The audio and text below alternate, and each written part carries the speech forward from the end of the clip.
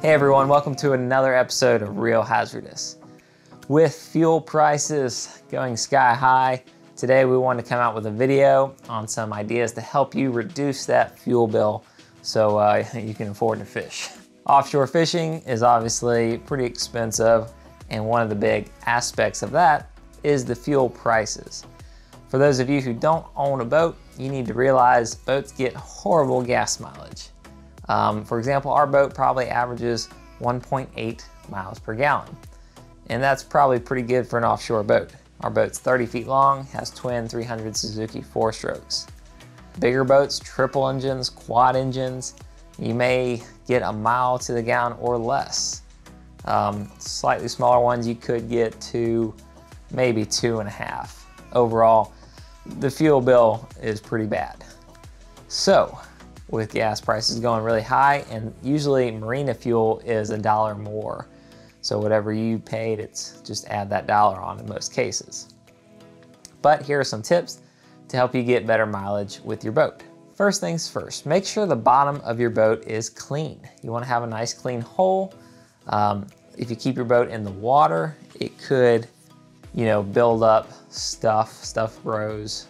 So make sure the bottom of your hole is clean. That'll help it get a little bit better performance. Obviously it'll glide a little bit better in the water. Clean it, scrub it good. Make sure the boat's clean if you keep it in the water. We'll even wax the bottom of our boat. I've heard mixed thoughts that waxing doesn't actually help the performance.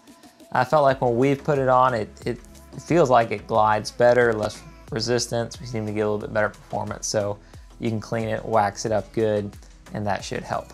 The next thing to consider is don't max out your fuel tanks. So you need to plan your trip accordingly. I've heard the rule of thirds, which is plan basically whatever fuel you need to get to your fishing hole and fish, that's 1/3. Whatever fuel you need to get back, that's 2nd third. And then the next third is just a reserve.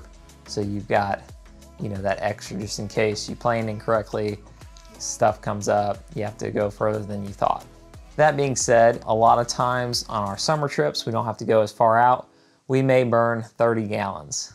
So, in that case, we would want to have at least 45. I'd probably do twice that, just 60 would give you plenty for our inshore trips. And our boat can hold 240 gallons. So fuel weighs, I think, about 7 or 8 pounds per gallon. So if I've got an extra 100 gallons or more that I don't need, that could be 700-800 pounds that I've got, makes the boat sit lower, more friction, more weight to push. So plan your trips accordingly and don't max out your fuel if you don't need it. One way to save fuel is to not have to go as far. And what I mean by that is have a really good idea of where you want to fish. Do as much research as you can beforehand. There's a couple ways you can do this. One is look at potentially getting something like a Ross report, or I think Hilton makes does a thing where they look at sea surface temperature, eddies, the bait, water color. They do all this and you can get a report that'll tell you the areas that are most likely to hold fish. Not sure exactly what these are running, maybe 50, 60 bucks.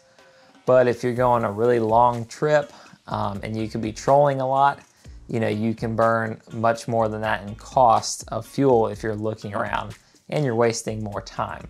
So, maybe do the math, and it may be cheaper to get one of those reports and go right to the best spots rather than searching around. Also, doing your research beforehand, talking to your friends, other people who might help you out, who can tell you, okay, I went here and caught fish. That way you have to do less searching. And with bait too, if they could tell you exactly where to go with bait and you don't have to run the beach or run to a couple different wrecks, that'll save you fuel. Finally, networking. I share freely with my friends, when we're on the water beforehand. If they ask me, I'll tell them where we're going. Sometimes me and my buddies, on different boats, we're going out and we'll, kind of come up with a plan. And I'll go south maybe, and they'll go north, or they'll go east, and whichever one of us finds the fish, then we'll know exactly where to go, and we don't have to, cross paths and reinvent the wheel, so to speak. The next tip is to slow down. I feel like In the boats I've run and a lot of the performance data I've seen, most boats do their best mileage at around 30 or so miles per gallon.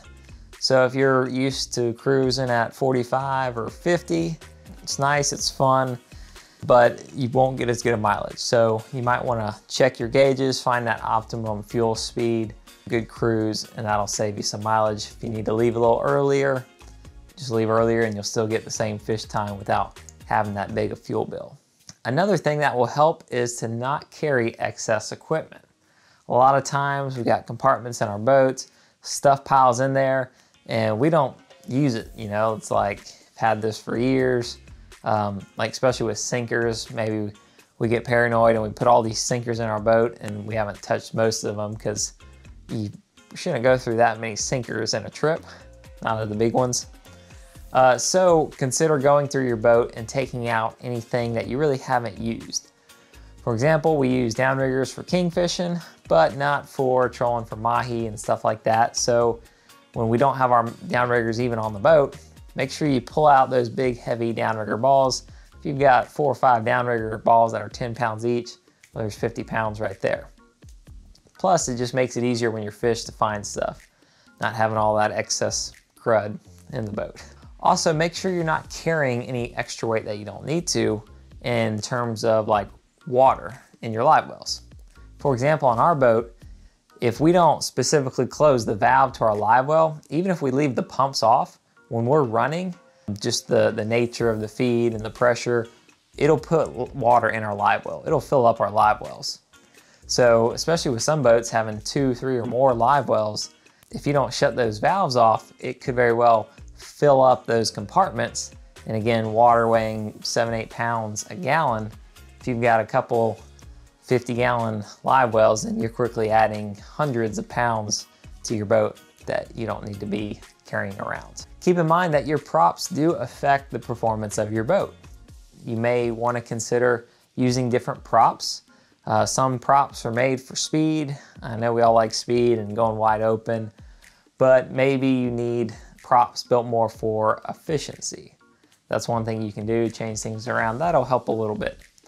And keep in mind, especially if you're a charter guy, you know, these may all be minor things, but they'll add up over time for sure. Final thing I would suggest, it doesn't really change the performance or fuel of your boat, but kind of like carpooling. You know, if you're going fishing, get a couple buddies to go with you, everyone pitches in on gas, kind of takes the pain of the fuel bill off. It's always good etiquette in our opinions. You know, if you're going with someone, make sure you split the cost of fuel and bait and stuff like that.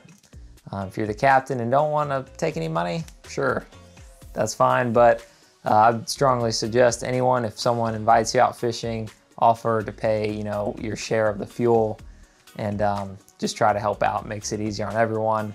Captain's got a really nice boat, puts a lot of money into it, and you're getting a really good deal by not having to charter or buy your own boat. So definitely consider pitching in. You know, group of you guys makes it a lot easier. Y'all get plenty of fish and you can fish more because you're cutting that fuel bill into fractions. Anyways, I hope this helps you guys out. If you guys got any suggestions on how you can improve fuel costs or other costs for fishing, maybe something specific on maybe your boat, like ours puts water in the live well while we're running. Maybe your boat has something specific it does that you had to adjust to save on weight and better fuel mileage, just comment below. Don't forget to like and subscribe, and we'll see you next time on Real Hazardous.